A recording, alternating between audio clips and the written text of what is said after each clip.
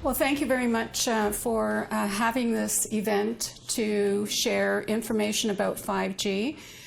We have 3 speakers today. I'm going to be starting. My name is Magda Havas. Dr. Anthony Miller, who's sitting in the front audience, will be speaking next. And then Sheena Symington, who's sitting in the second row, will follow all of us in this presentation. And she'll also do a little demonstration for you. We're going to be discussing 5G, and in my mind, 5G is really a poorly designed experiment. I say poorly designed because no one's really collecting data on it, and there's no controls for the population, because once 5G is rolled out, according to the government and to the wireless industry, it's going to be everywhere. We're going to have satellite downloads in rural areas, urban areas, absolutely everywhere. I come to this talk wearing 2 different hats. One is as a research scientist. I've been doing research on electromagnetic pollution for at least the last 25 years. Prior to that, I worked on chemicals in the environment, water quality, air quality, that sort of thing. And I also come here wearing a hat as an educator. I've been teaching at Trent University since 1989. I recently retired as of last year, and I'm still quite active, so I'm sort of semi-retired. I'm still quite active giving talks about this because I'm very passionate that people get information that's valid, that's not generated by either the government, unfortunately, which they're giving misinformation to the public, and by the wireless telecommunication industry, because they're also giving misinformation to the public. And 5G is rolling ahead very, very quickly, and basically few people know what the consequences of that will be, and that includes the scientific community. So first of all, what is 5G? 5G stands for 5th generation of wireless telecommunication technology, and it allows for faster connectivity, and that allows for certain uses that haven't been available prior to now. The first generation was the large, clunky cell phone that a few people had. They carried it around in a suitcase. It was called portable, but it was pretty heavy and it was very powerful. And that allowed for voice. The 2G, second generation, allowed for texting, text messaging, the 3G for internet access, and the 4G for videos. However, it takes quite a bit of time to download certain videos, and so the industry came up with the concept that we need faster download speeds, and so they're willing to spend virtually billions of dollars setting up antennas so all of us can download videos a lot faster. At least that's what they say, and they say this is a demand of the public, and I don't know of anyone in the public who's really demanding this. However, 5G, because it will be so fast, it will go well beyond the mobile phone. We're going to have driverless cars, operations at a distance, so a lot of things that require absolutely immediate, instantaneous response. So it's going to bring in something called the Internet of Things, and basically a lot of different technologies are going to have RFID chips in them, and you'll be able to get information about what kind of food you have in your fridge, whether you need to go shopping. So all of these apps are coming down the road. Now, how does 5G differ from other kinds of wireless technology? Well, first of all, people think it's going to replace all the others, and it isn't. It's going to be an addition to what we currently have. So 4G is not going to go away. We don't need absolutely lightning speeds for everything that we do. And so a lot of the radiation we currently have will remain, but we're going to add to it. So it's going to be in addition to all the other frequencies that are being generated, which means simply more microwave exposure than we have today.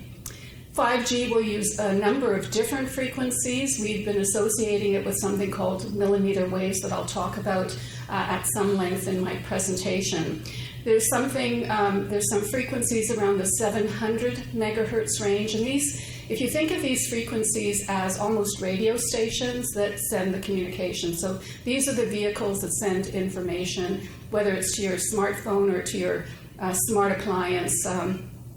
There'll be different frequency bands that are used. So one frequency band is around 700 million cycles per second, which is what megahertz stands for. Some of it will be in the range of 1 to 4 gigahertz. They're using 3 gigahertz right now for a few of the technologies. And then some are going to be at 25 gigahertz or higher, and this is 25 billion cycles per second. And anything above 30 gigahertz, according to the scientific community, is referred to as millimeter waves, because that's going to be how big they are, just really very short millimeter waves. And then they'll probably be using other frequencies as well that they haven't yet thought of or haven't yet introduced. So really we're opening a can of worms as to what we're going to be exposed to. Even the industry admits that they haven't worked this out to the nth degree, that things will happen. And basically what the 5G rollout is, it's a densification of small antennas. They're called small cell antennas that are going to be placed on street lamps in every community, every 3 to 5 houses, depending on how close the homes are. Now, what do we know about the 5G infrastructure? Well, the infrastructure will consist of satellites. They're already launching satellites into space that will communicate with antennas on Earth. They're going to communicate with something called macro cell sites. These are going to be large towers with multiple antennas with virtually, dozens, if not hundreds, of small cell antennas. Then there's going to be a special kind of antenna called the small cell antenna that's going to be placed on existing structures, mostly street lamps, utility poles, that sort of thing. And it's going to be closest to your home. That's really what's going to give you the information that you're getting through the internet and other forms of communication. And part of it is going to be fiber optics. Now, fiber optics is the safest way to transmit information. It involves absolutely no radiation. It's just going through a fiber, and it's very, very safe, very fast, very secure. So it's really the best technology that we have out there. However, fiber costs more than putting up a small cell wireless antenna, and so only part of the system is going to be with fiber. Satellites, according to my colleagues who know more about satellites than I do, they tell me they're relatively safe because the levels of radiation that eventually will reach planet Earth, right where we are right now, are going to be very weak, and so we're going to need amplifiers to boost the signals, and that's going to be on your macro cells. They're going to have amplifiers on them so they can pick up the signal. The problem with satellites, however, depending on who controls them, the power can be increased. The power can be increased to the point where it can actually be used as a weapon. Microwaves have been used as a weapon. And so although chances are of this happening in Canada are pretty minor, I think, chances of this happening in other parts of the world with other satellites being put up there says this is something we should be deeply concerned about. Macro cells are dangerous if you happen to live near them. The closer you are, the worse they're going to be because the higher your level of radiation. And the worst is the small cells. Even though they're small cells, and I think the industry used that term deliberately to try to minimize any kind of concern, it's just a small cell antenna. But that's going to be closest to your home. You're going to get the highest radiation from those small cell antennas. Now, why is there such a rush to install 5G? And I think most of it is being driven by money.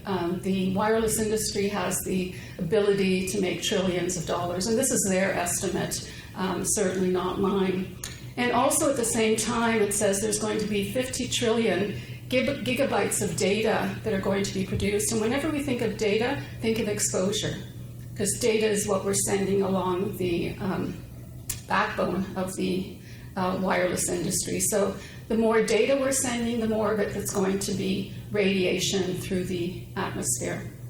Why is the government not putting on the brakes? Well, in the United States, the Federal Communication is responsible for licensing antennas.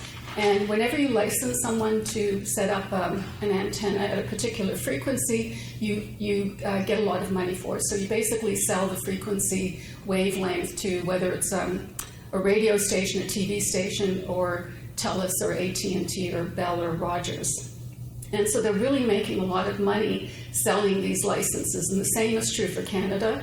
The former government agency called Industry Canada is selling the licenses. And so the government is making quite a bit of money by doing this. Why should we be concerned about 5G? Well, first of all, there are no long-term tests of what the biological effects of this radiation are. So it hasn't been tested, and it's going to be basically placed in your neighborhood, and that's a real concern. 3G and 4G radiation is already causing adverse health effects. They've been documented by scientists for more than 60 years. Not with the 4G, because that's a more recent one, but certainly 1G, 2G, and microwave radiation in general. They're already causing biological and health effects at current levels of exposure. So even if we stopped the 5G experiment today, that doesn't mean that we can just sit back and say, okay, thank God we've got a clean environment, because we don't. Our environment is deeply polluted by this radiation. And we're learning about the health effects by documenting the number of cases, of cancer cases people are having, or damage to sperm, or other health effects. They're simply being documented by the scientific literature. And doctors tell me, who are treating patients who have developed something called electrohypersensitivity, that they're not successful with the normal treatments that they used to use. Their patients would go home into a toxic environment. They'd have Wi-Fi, they'd have a cordless phone, they'd be in a toxic environment, and they simply couldn't recover. So doctors are deeply, deeply concerned about this, particularly doctors in Europe, but increasingly doctors here in North America are beginning to reach out to try to get answers to some of the questions as to why their treatments aren't working. Our love affair with wireless really started, our personal love affair with wireless started with a cell phone. And while we have a choice as to whether or not we have a cell phone, how we use it, we don't have a choice as to where antennas are being placed. So they could place an antenna across the street from you, and you will be exposed to the radiation whenever someone uses that particular antenna and it's radiating. So we have no choice about the siting of antennas. Wi-Fi came around about 2000. It started to become popular. And here we have a choice as to whether or not we have Wi-Fi in our home. Some people think that if you don't have Wi-Fi, then you can't connect to the internet, and this is not correct. There's all sorts of ways of connecting to the internet using Ethernet cables and using broadband over power lines. So you can connect to the internet using your computer without having anything wireless there at all. However, we have no choice as to whether or not they put Wi-Fi in classrooms. And indeed, a lot of schools think this is the best thing since sliced bread. And a lot of schools today now have Wi-Fi routers in the school, multiple routers, very powerful. And children and teachers are complaining of illness after they got put in. Smart meters became popular a little bit more recently, and although some of us, depending on the jurisdiction we're in, we can keep our original analog meter if we pay a price for someone coming out and doing some regular readings, and we have absolutely no choice as to whether or not a smart meter or smart appliances are in our homes. If any of you have purchased a refrigerator within the last 3 to 5 years, chances are it's a smart refrigerator, which means there's a chip in there that's trying to communicate with your smart meter that isn't yet ready to listen to your refrigerator. And so it's sending out a signal on a regular basis, and that is microwave radiation that everyone in that home would be exposed to. When it comes to 5G, we have no choice as to whether or not we're going to put a small cell in front of our home or how many satellites they put into outer space. And I'm not certain whether we have any choice regarding 5G at all.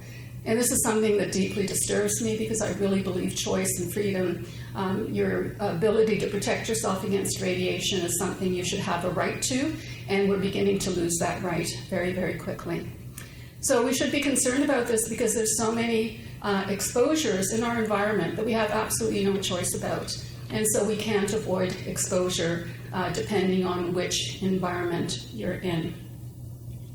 Now, how much radiation can the human body tolerate? There's something called wiggle.net. You can go on the website and you simply put in the location you're interested in and the time span, and it will tell you how many Wi-Fi stations there are anywhere in the world. And so on this particular map, some of you may be able to see little purple dots. Let me see if I can get my cursor. Do you see some of the purple dots here? Well, those are very often research institutions, universities, military installations where they started using Wi-Fi fairly early on. So this is back in 2002. And this is what the map looks like in 2018. So within a 16-year period, we've gone from virtually very, very little or no Wi-Fi in most locations to Wi-Fi being ubiquitous everywhere. And it's something that's really becoming increasingly difficult to avoid. It's in coffee shops, it's on airplanes, it's at the airport, it's absolutely everywhere. And you can do this for your own community, so you don't have to do a scale map of the world. It'll show you for very small locations as well. Now, the key concerns about smart technology, by the way, the term smart simply means two-way communication. And I deliberately put up on this slide wireless smart technology, because smart doesn't need to be wireless. You can have communication running through wires or fiber optics or electrical power lines, so it doesn't have to be wireless. Smart does not mean wireless, it simply means two-way communication, but we often associated it with wireless technology. Human health is one of the big ones, and it's one thing I've been very concerned about for a long time. Addiction is becoming increasingly a problem among younger people as well as older people. Social skills are beginning to be compromised because most of us, or a lot of people, are simply on their cell phone even when they're in a social setting. Safety is a concern. Security, people can tell whether you're home or not simply by the information that they can get from your smart meter, if that's provided to them or if they can access that information. Privacy, another really big one that I'm concerned about. And then there's effects on plants and animals. There's a huge amount of energy consumption now with these antennas, and there's the issue of global warming. So 5G touches on a lot of serious concerns that we should all be trying to learn more about and trying to minimize. And I'm just going to show you one example of privacy that I just came across a few days ago. Now, this is a picture in China, and you can see the kids in school have this band on their head. Can anyone guess what that band is? Okay, it's reading brainwave activity. And so they can tell if it's white, if the light is white, that it's offline, so there's not enough, it's not being connected. If it's blue, the child is distracted. If it's green, they're focused. And if it's red, they're deeply focused. This information is then sent to the teacher's computer, and so while students are performing a task, you can tell who isn't paying attention or who is daydreaming. It also goes to the parent's cell phone. And they were interviewing some of the students who were exposed to this technology, and they said that they were getting punished because they weren't paying attention in school. So they were being punished at home by wearing these particular things. Now, we think, well, this is, in my opinion, not a very good way of going. They also have jackets at schools with RF sensors in them, so they can tell where every student is on school property when they're wearing these jackets. They have facial recognition in universities and can tell if someone's paying attention. They have facial recognition on street corners, so they can basically follow you. And they have facial recognition when you're purchasing something, so it's going to be a community or without using any kind of money. It will just be your face that will allow you to buy certain things. Now, to think that this is only happening in China, well, 2 years ago, or last year, New York schools to install facial recognition used by police and military. And one of the reasons for this was some of the violence and, the violent shootings in schools. So they think that if they can have facial recognition, they can tell if someone's angry, upset, or whatever, and they might be able to forestall something like this happening. In San Francisco, they've actually banned facial recognition in the city. So, this is this is not something that other communities are willing to do, unfortunately.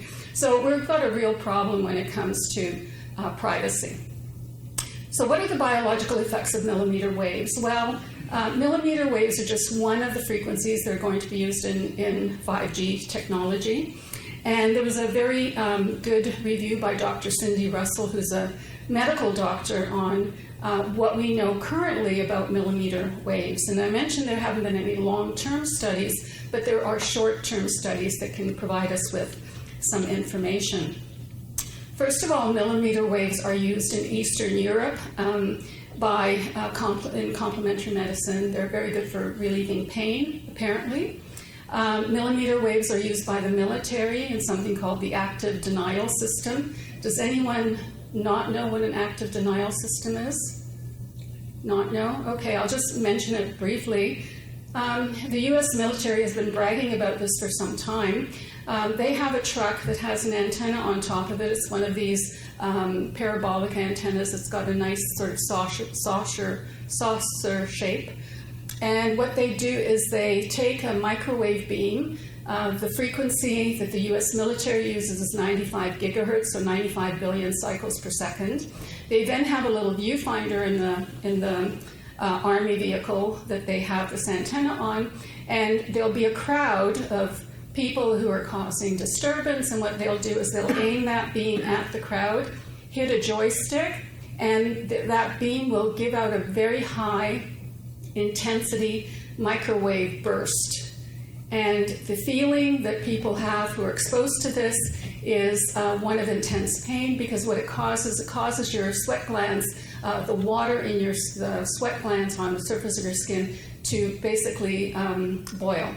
And so it's extremely painful. According to the military, no long-term effect, very temporary. And their exposure is just a few seconds. And, you know, I have a thumbs up for this, because it's better being, I think, shot by one of these microwave beams than being shot by a rifle or a gun. So, you know, in that regard, it might be a positive type of weapon, as it's non-lethal. It's also a way of controlling people.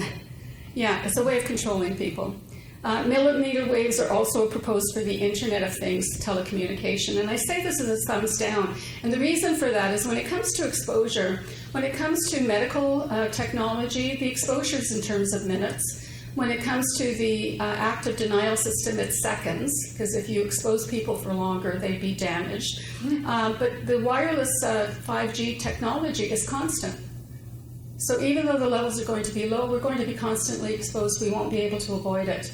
And one of the things we've learned in science is when the exposure is constant, it causes damage that we hadn't originally anticipated. So that's what we're predicting. There are skin effects. I mentioned your sweat glands are the targets and they act like antennas for millimeter waves. Your skin has all of the nerve endings that give information to your body. It's really a sensor between you and the environment. And if there's anything that's going to affect it, it's going to affect your endocrine system, your nervous system.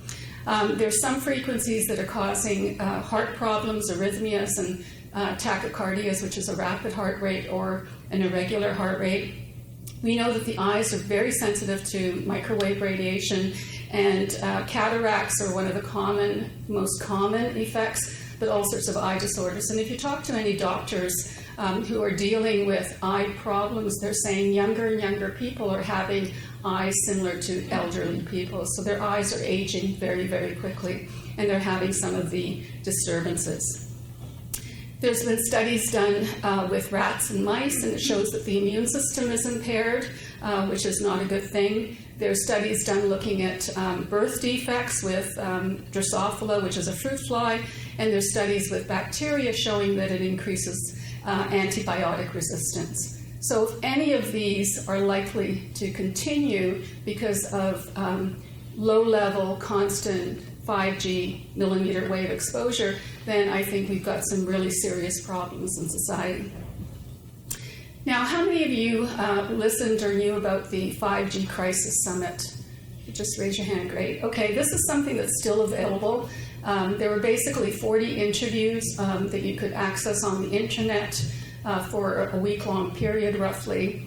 And all of these are experts in their field. They're medical doctors, scientists, lawyers, activists, you name it.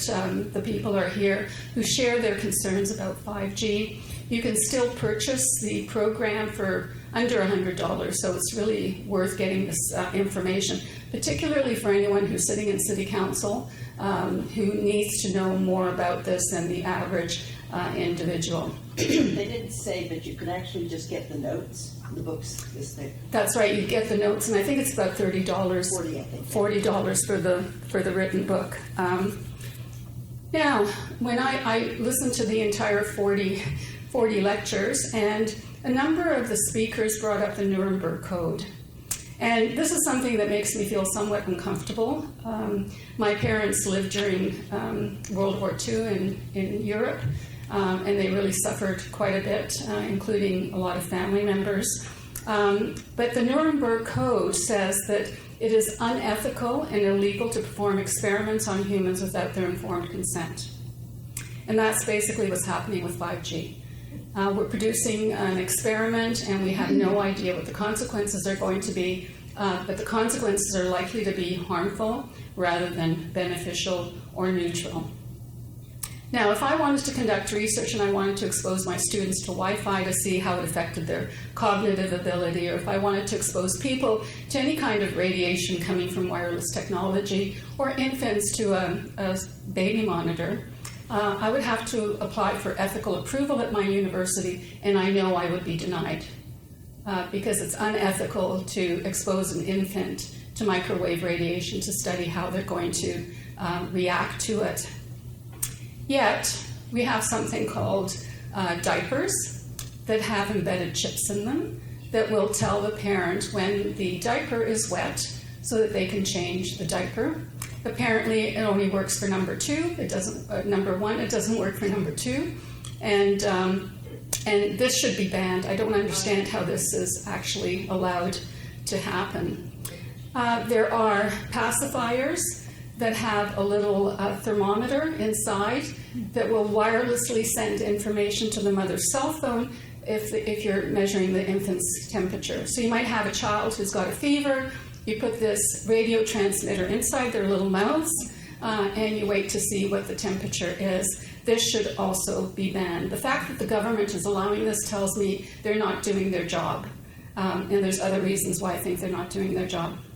So we're going to go back to the Holocaust and the Second World War. German physicians during that period of time sterilized millions of German citizens. And the excuse for the rest of us for doing nothing, it was too horrific to believe this was happening. When the information came out about what was happening in concentration camps, a lot of people just said, no, this can't possibly be happening. Or we were just following orders if they were complicit in doing something, or if they refused to participate, they would be killed. So it was a pretty horrific time in our history. But if we look at the side effects of microwave radiation, it causes damage to sperm, it causes infertility, and in animal studies, it causes irreversible sterility. So the animals can't get pregnant after a period of time. The excuse for doing nothing, allowing this technology to flourish, even supporting it, I didn't know it was harmful. I don't believe it's harmful. There are still people today, a lot of them, and that's why we have this controversy, that think this is perfectly safe and our government is protecting us. I'm just one person, what can I do? I'm past reproductive age, what do I care? Well, the next generation needs to be able to reproduce if we want our society to continue, and they're really being threatened by this. And I'm going to show you a little video clip of some human sperm. In the top 2 slides here, they're unexposed controls. The bottom are exposed to 2.4 gigahertz, which is the same frequency used in Wi-Fi. This is after 1 hour exposure, and this is after 5 hours exposure.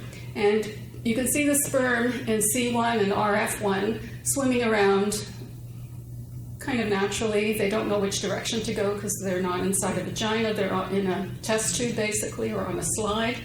And then 5 hours later, take a look at the sperm in the bottom right corner. Those guys aren't very happy. If you have a laptop computer, you're a young man, you have it on your lap, you're downloading a video, this is what's happening to your sperm. So it's really important to not allow this to happen. I'm going to focus the rest of my talk on the health effects because that's really what I'm passionate about. And the health effects fall into 3 categories: reproductive problems that go well beyond sperm. There's miscarriages, there's birth defects, there's early births, lightweight births, all sorts of things that are associated with exposure to electromagnetic pollution.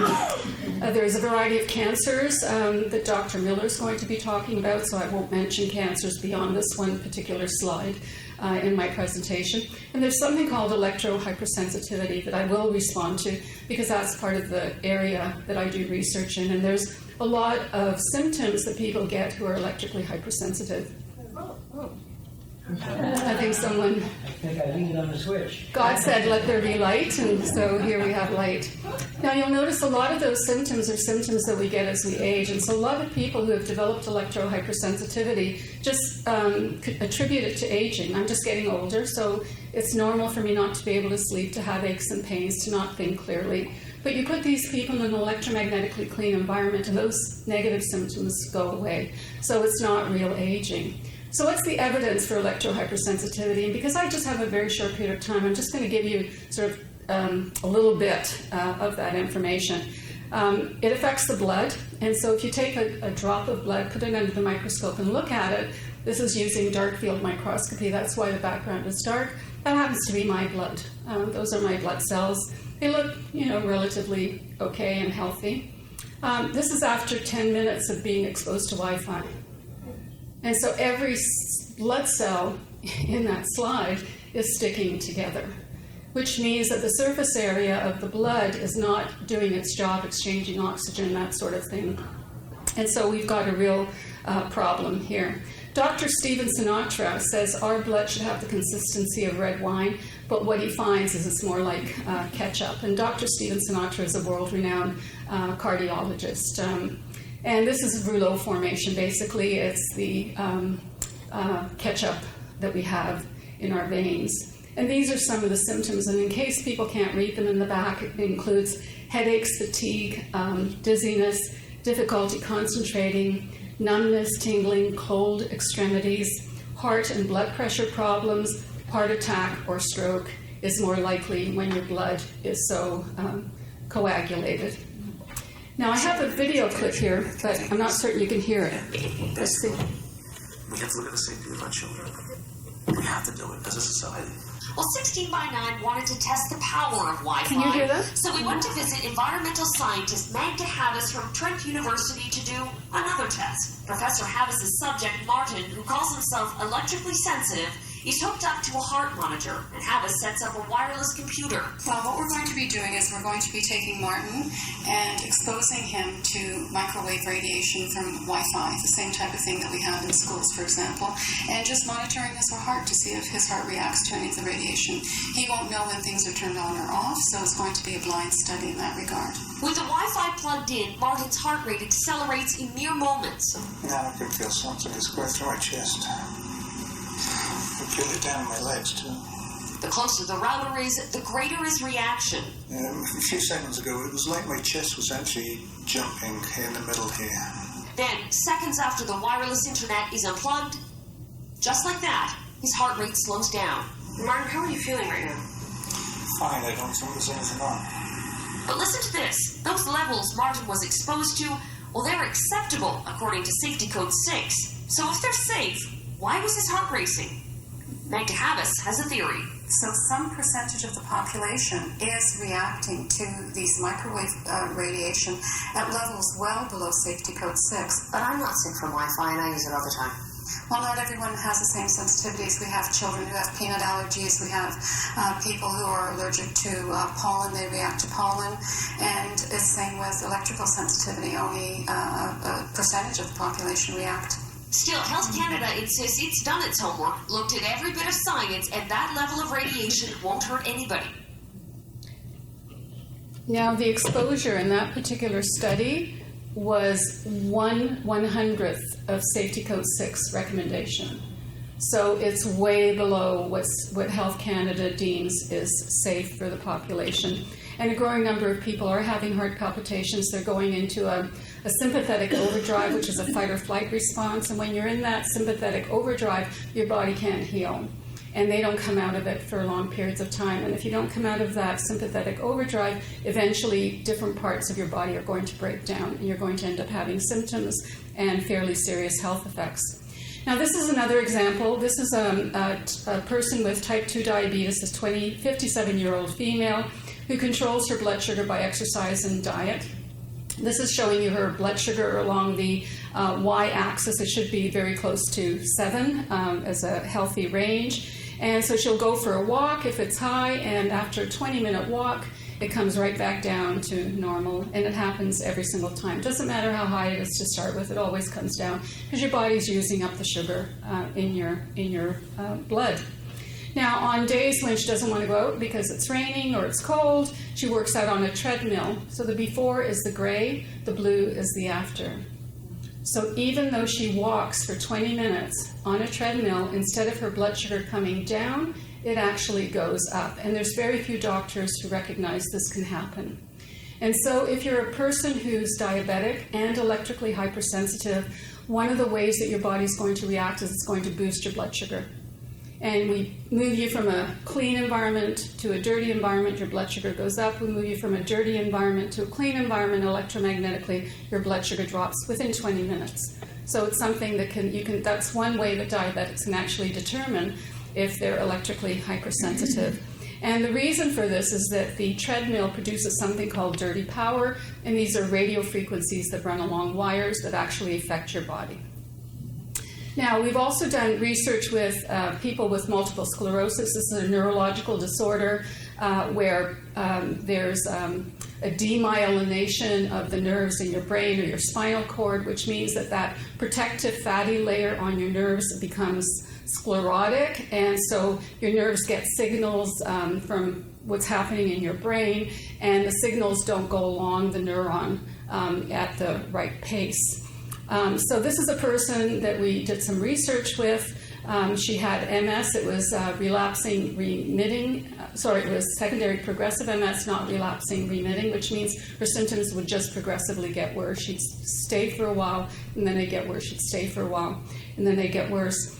And when I interviewed her, she was sitting on her hands in the picture on the left. And I asked her why she was doing that. She said, because my hands shake. So I asked her if she'd hold her hands out still so I could videotape them, and this is what her hands did. So she was really having a hard time coping with things, normal things that we take for granted. And this is 6 weeks after we put filters in her home to reduce the dirty electricity in her home. So we reduced the radio frequencies flowing along her wires.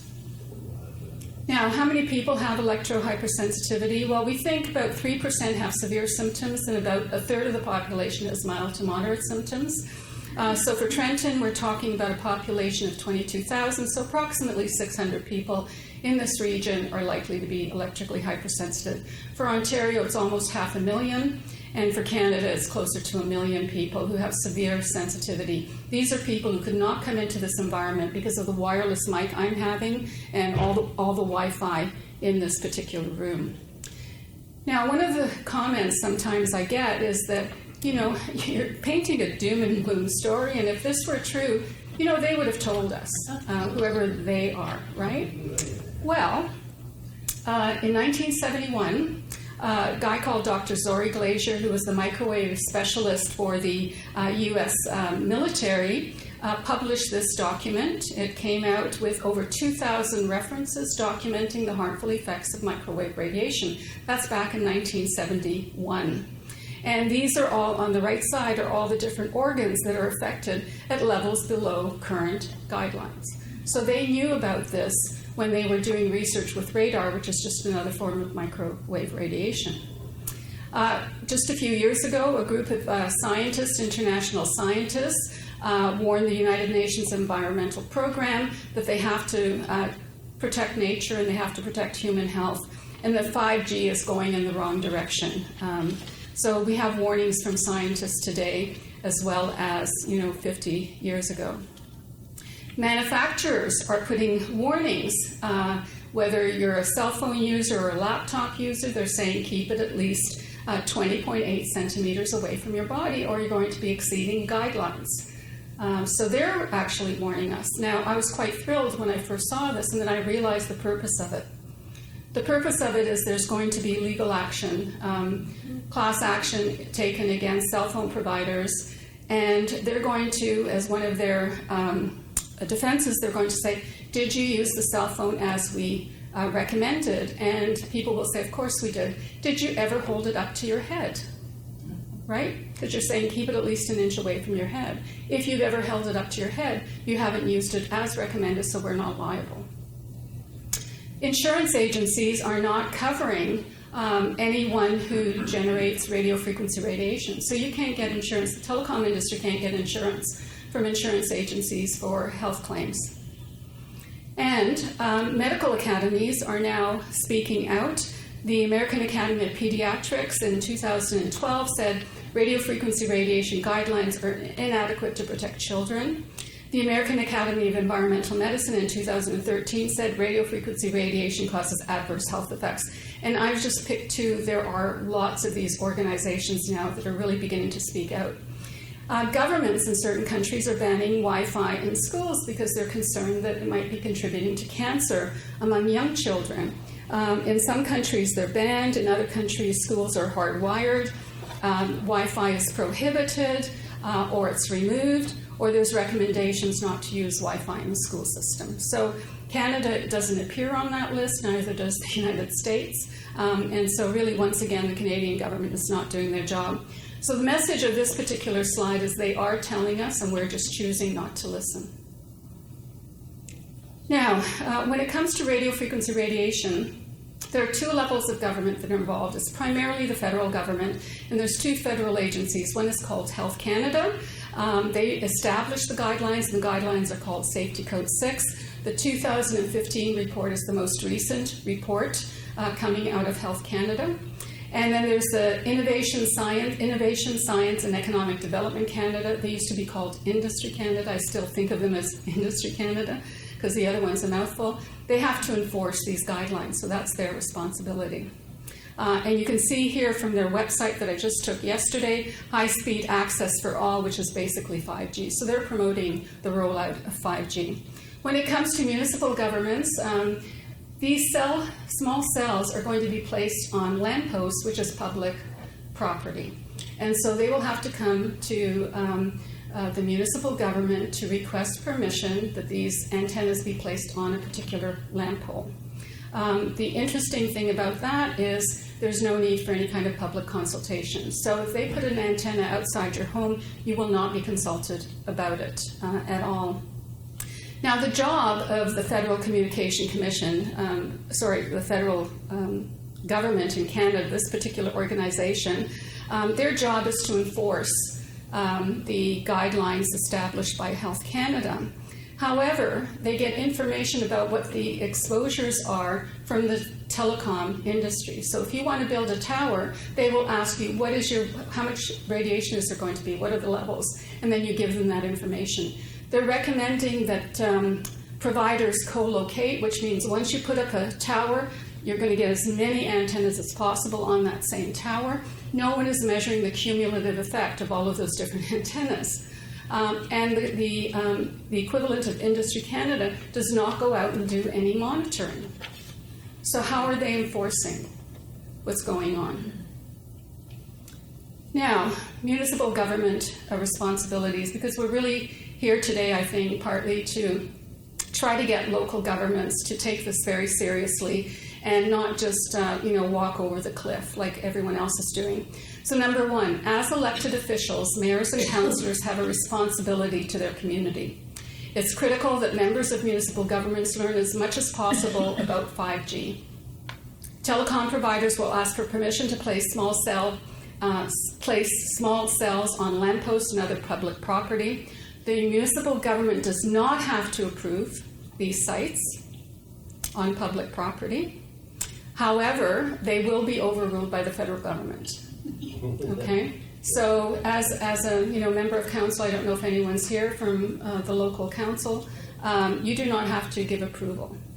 It'll happen anyway, but you don't have to give approval. Should we find out in the near future that this radiation is harmful, and I have virtually no doubt that that's what we're going to learn about this radiation, you will at least not be complicit in the decision to expose your neighbors to this radiation. Legal action is likely in the future. Some municipalities are requesting the following, and it turns out when you start making requests from the telecom industry, they back away quite quickly and go somewhere else where people aren't making any requests. And these are the requests that I think are most useful. Annual renewal of contracts for the location of small cell sites. So you don't have to give a contract that lasts for 15 years. You can do it on an annual basis, or that's what you can request. Ability to have small cells removed should the signs indicate harm. Regular monitoring of exposure before and after small cells are installed. And this is one I think is extremely important. Establishing a health registry for reporting adverse biological and health effects associated with 5G antennas that also involve investigation of the complaint in a timely fashion. So if people start complaining about headaches or not being able to sleep or some other health effect, I think the onus should be on the government to go out there and start doing some monitoring and find out what these people are exposed to and why they're having these particular symptoms. So this is the 5G race to oblivion. And these are some useful websites for you to get more information about 5G and other forms of microwave radiation. And with that, thank you very much.